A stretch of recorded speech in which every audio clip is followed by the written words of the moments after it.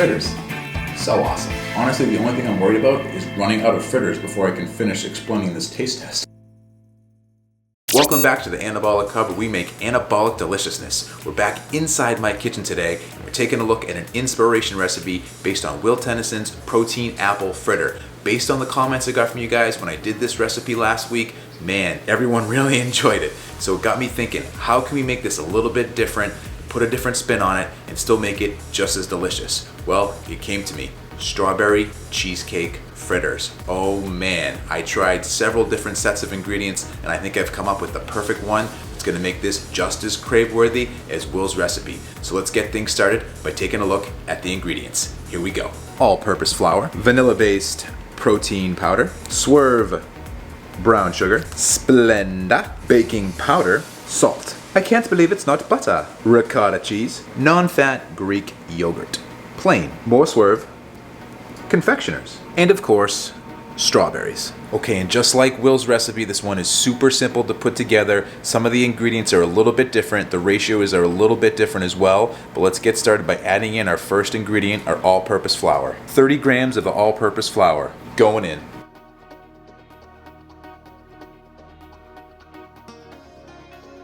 $30 grams on the money. And next up, you need 30 grams of your vanilla-based protein powder. Measuring it out.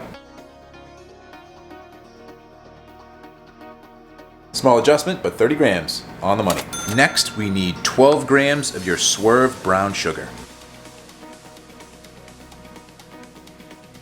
12 grams on the money. And for God's sakes, Kenny, will you just buy the big bag of the Splenda? Maybe use some moisturizer on your hands too, but man, the big bag of Splenda would make this so much easier.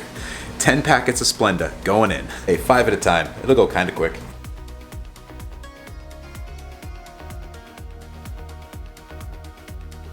Okay, so the big bag would have been quicker. And as tested with Will's recipe and this one by me, the grams become a little less important now, and you can kind of level off 1 teaspoon of the baking powder. 1 leveled off teaspoon of baking powder going in. Oven's done.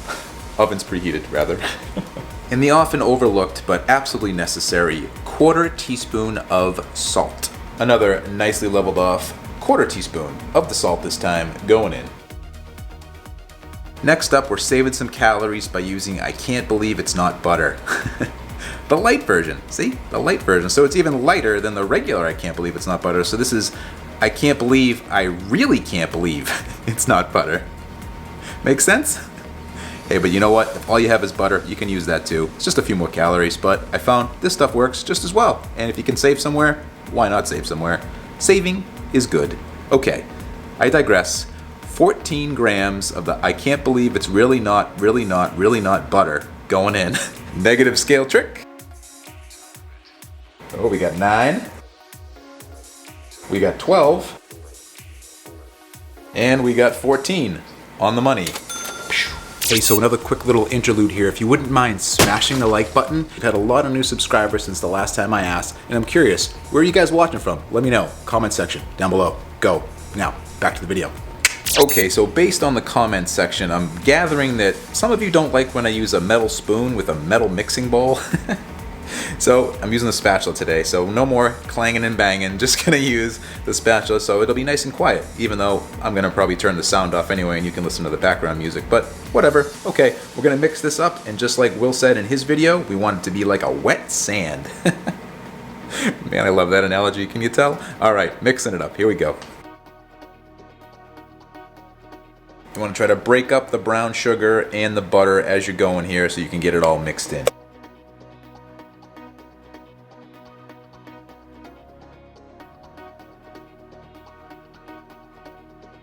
Okay, and once it starts looking like you got a little bit of moisture mixed in with everything else here and you don't really see any clumps of brown sugar, you're pretty much done here and it's time to go on to the next step. Next step is to add in your 80 grams of strawberries, pre-measured in on the money, going in. All right, then you're just gonna mix in the strawberries with the other ingredients.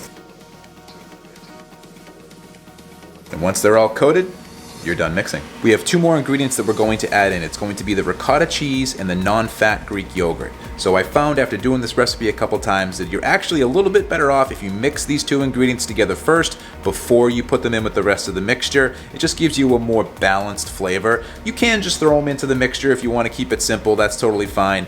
I'm a little bit of a perfectionist. Not really. So we're going to do it this way here, but again, feel free. Just toss them in the bowl if you want to keep it simple. Measuring out the ricotta cheese first, we're going to do 63 grams using our negative scale trick.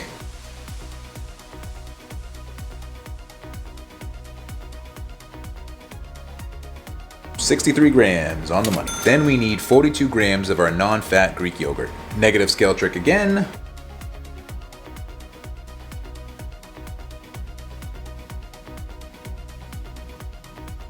$42 grams on the money. Once you have those 2 in your smaller bowl, you just want to mix them together till they're all incorporated. By the way, if you prefer to use cream cheese, or if that's all you have available is cream cheese, you can use that as well. Just make sure it's non-fat or at least low fat. Once you get the ricotta cheese and the Greek yogurt all mixed well together, you're ready to add it into the main mixing bowl. So let's go and do that now. In it goes.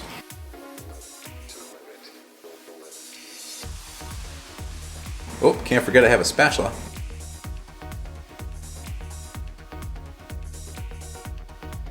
We have the remaining anabolic goodness, ready to mix it up.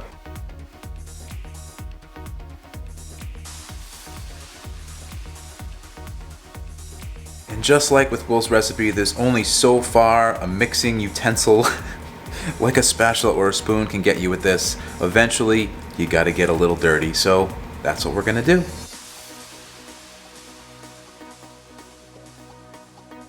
We want to be able to make 1, but probably 2 fritters from this, just in case we didn't want to eat both. But I gotta tell you from experience, pretty hard not to eat 2. Alright, and once you see it starting to all come together, it still might feel like it's gonna break up a lot, but you should still be able to make 2 fritters once it gets a little bit sticky. We got a little dirty. Very dirty, actually. We got very dirty. Alright, we're gonna take this over to our cookie sheet that's covered with tin foil, spray it down with some nonstick, and get these fritters on there so we can start baking. Alright, let's go. Nonstick loaded, fire away. Coated. Then like I said, you're gonna take your dough and form 2 fritters right on the cookie sheet. Okay, we have our 2 fritters ready, and if at the end of the day there's a little bit extra left on your hand, no big deal. I assure you, you can get rid of it quite easily. It's actually quite tasty. Yep, approved.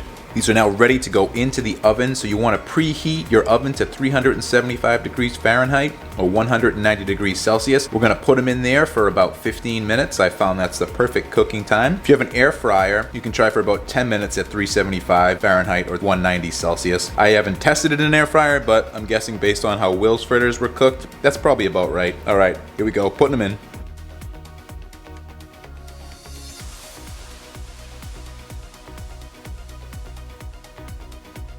Okay, so I swear to God, I must have like an atomic oven or something. These were in there for 13 minutes. They are just about perfect here. I just took them out. You want to let them cool for about 5 to 10 minutes. They'll finish solidifying, get nice and firm in the middle. But man, you might want to start checking this after about 10 minutes. Once it starts to kind of brown up around the edges, that's a good indication that it's probably done. So if you're using a regular oven like I did, I would just check it at the 10-minute mark. If you're using an air fryer, I would probably check it a little bit earlier. We're gonna let them cool. While we're doing that, we're gonna get the glaze ready to go on top. Oh man, I think of Will every time I say the word glaze. That's not right. So if you saw my video or you saw Will's video, the glaze recipe here is going to be exactly the same. We're going to be using 2 tablespoons of the Swerve Confectioner's 0-calorie sweetener. And then we're gonna add a little bit of water till we get the glaze consistency that we want. All right, let's do it. First leveled off scoop. And our second leveled off scoop. And now comes the part where we make or break the glaze. You have to pour a little itty bitty amount of water in at a time, less than you think you need. There we go. That's perfect. All right, let's put this on the fritters. I can't begin to explain to you yet because we're not at the taste test table, but These smell incredible. Let's get the glaze on there and get over there. Here we go.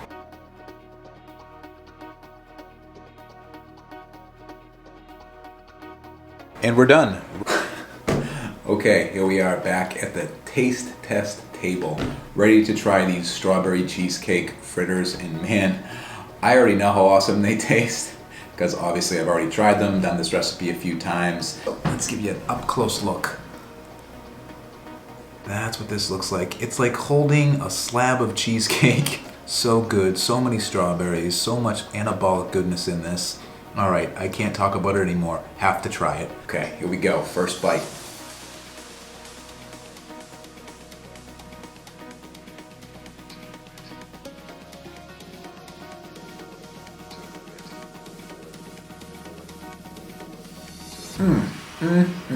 Heavenly. Heavenly, heavenly, heavenly. I think this next levels Will's recipe, and I'm not even kidding. I'm not just saying it because I came up with it. If you like cheesecake, this is going to be your new go-to for fritters for sure. There's so many strawberries in this. Look, some's even falling out.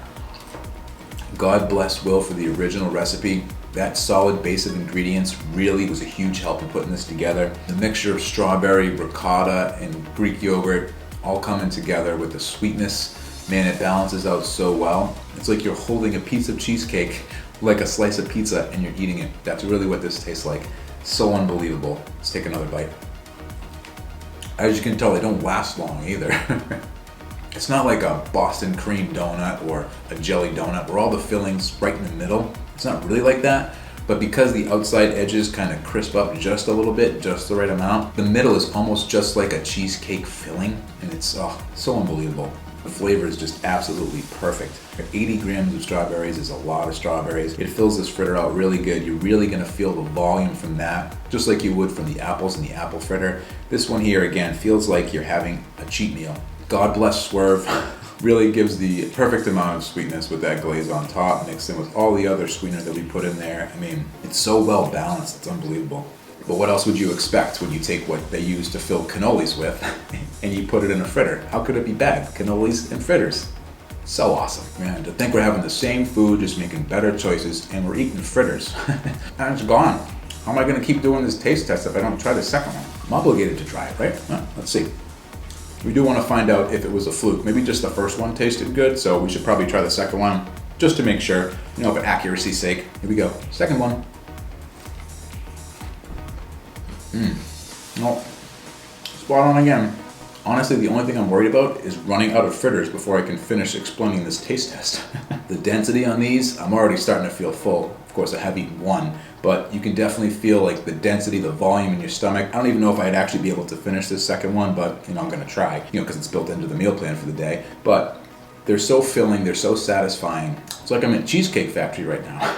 Absolute anabolic deliciousness. I don't rate my own recipes, but if I was, I'd say this is a 12 out of 10. But I don't rate my own recipes, so. All right, guys, but I'm not gonna make you watch me eat it. If you try this one, please let me know in the comment section down below. I'd love to hear how it went for you, how it turned out. Did you like it? Which one do you think is better? Actually, I'd like to take a poll. If you've tried both, tell me which one is better in the comment section. My version, the strawberry cheesecake, or Will's version with the apple fritter. Let's see, let's do a versus, find out. I personally think mine's better, but no shock there. But yeah, why don't you let me know? Comment section down below. Whew. Anyway, guys, that's gonna have to be it for me. I gotta get out of here. But I'll see you in the next one. Bye.